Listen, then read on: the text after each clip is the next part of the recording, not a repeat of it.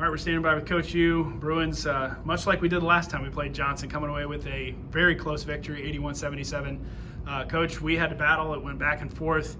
Had a big lead going into the late stages, and they came back. So what does it mean for us to get this win tonight over Johnson? Well, I compared this to a region tournament where you have to play a semifinal Friday night, and then you've got to come play a championship the next day. And you know, I try to look for the positives in things. There's always something negative, but there's always something positive too. And I think the positive is we had a really tough first half. They're tired.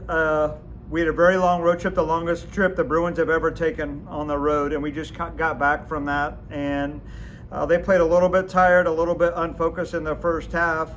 And I'm not big at yelling in the second half. I just kind of challenged them, and they responded really well. We chart kills, and kills are when we get 3 stops in a row. And throughout my career, whether it's here, other places, if we get 7 kills in a game, win 93% of the games. If we got 7 kills, we only had 2 at halftime. So we had 5 times in the second half where we got 3 stops in a row. And so that ends with the rebound, and that's what stands out to me is I believe most teams we play are bigger than us, and the same held true tonight.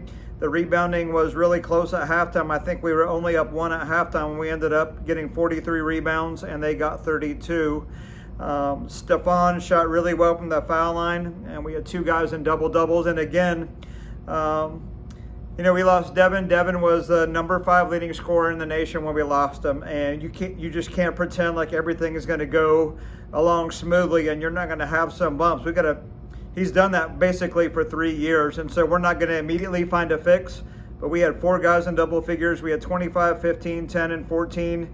Then Mark had 7, but Mark's 7 felt like way more than 7 because of when he chose to score that 7 and what that meant at that point in the game. I was really happy with Andrew Aarons and how he did coming off the bench. Quincy Sibley, how he did coming off the bench. We just got Joe Powell back. He had been away for a long time out with COVID, and he was able to give us some minutes tonight. So all in all, I'd rather have an ugly win than a beautiful loss. And, you know, I hope we're ready to play tomorrow. We've got a quick turnaround. We had some moments, particularly in that second half, where it looked like they were going to pull away. What do you think was key for us, you know, coming back to take the lead, and then we pushed it up to as many as 12? But what do you think was key in that run to swing it back in our favor? It's a simple thing, but it's a simple thing that doesn't happen a whole lot. Is they were really, really focused, and they know when the defense is down away from us in the second half, when they can't hear the bench talking, they've got to do a better job of talking amongst each other.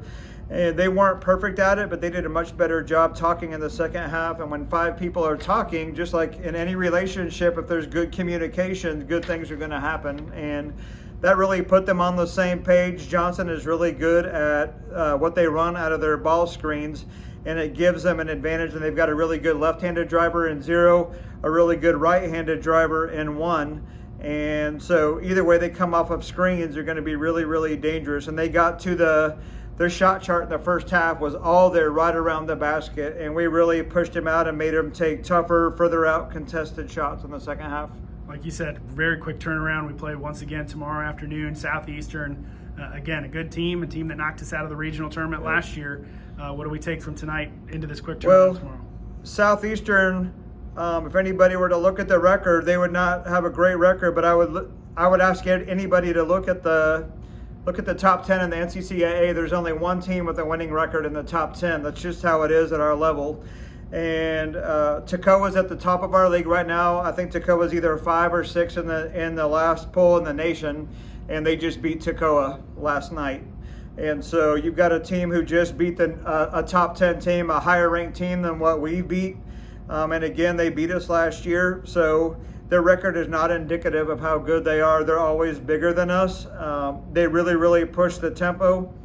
And in a sense, they might have a little bit of an advantage having to rest tonight and us finishing so late tonight. So I hope we start off better and are able to keep up with them and keep it close for most of the game. And if it's close in the last 10 minutes, I think we'll be able to pull it out.